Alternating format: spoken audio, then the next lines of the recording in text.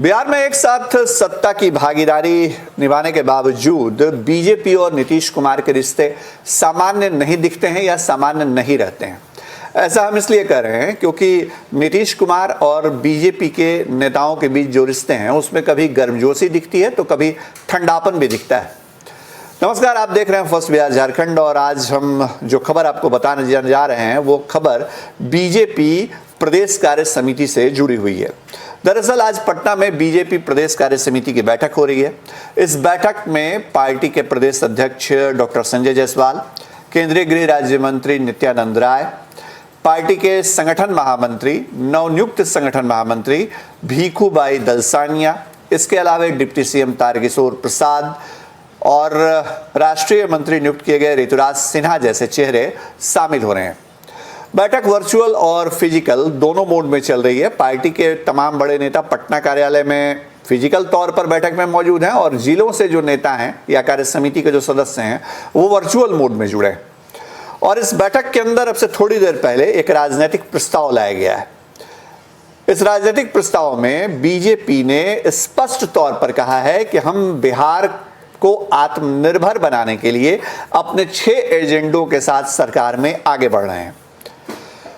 Bharatiya Janata party ने कहा है कि विधानसभा चुनाव के पहले हमने जो एजेंडे रखे थे जनता के सामने उसी का नतीजा था कि सरकार में हमारी वापसी हुई।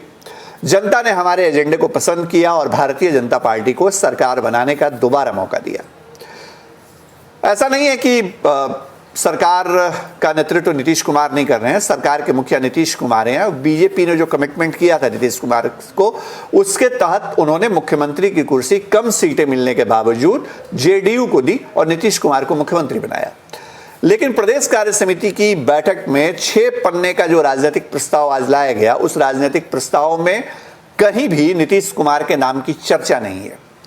चर्चा प्रधानमंत्री नरेंद्र मोदी की है, चर्चा केंद्र सरकार की योजनाओं की है और केंद्र सरकार की योजनाओं के बूते बिहार को कैसे आत्मनिर्भर बनाया जाएगा, इसका पूरा मसौदा राजनीतिक प्रस्ताव में दिया गया है।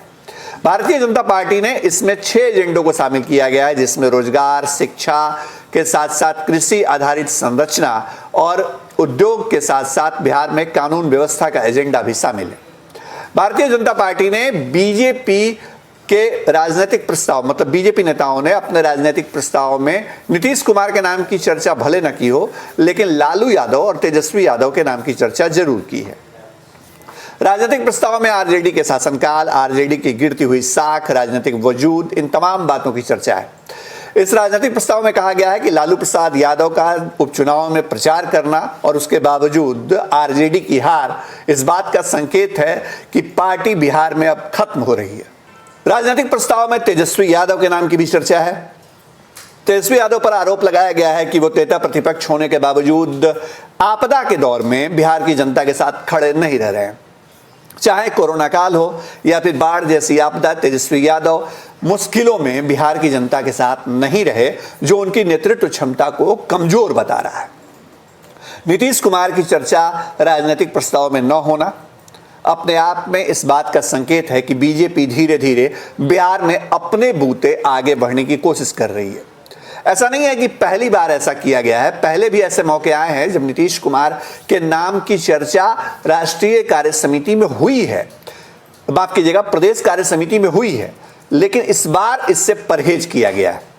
तंत्र मंत्र के बादशाह, भारत के जाने माने सर्वश्रेष्ठ गुरु खान बंगाली, मिलेगा हर समस्या का समाधान गारंटी के साथ। मेरी बेटी की शादी के लिए बहुत से रिश्ते आते थे, पर कोई न कोई अड़चन पड़ जाती थी। इसी वजह से मेरा पूरा परिवार बहुत परेशान था। बाबा जी की दुआओं से आज मेरी बेटी एक बड़े घर की बहू बनी। भटको चाहे जहाँ, काम होगा सिर्फ यहाँ। गृह कलेश, कर्ज मुक्ति, प्रेम विवाह, जादू टोना, पति पत्नी में अनबन, सौतन या दुश्मन से छुटकारा, विदेश यात्रा में रुकावट, फिल्मों में प्रवेश और कोर्ट कचहरी जैसी समस्याओं का समाधान। गुरु खान बंगाली, घर बैठे पाएं समाधान।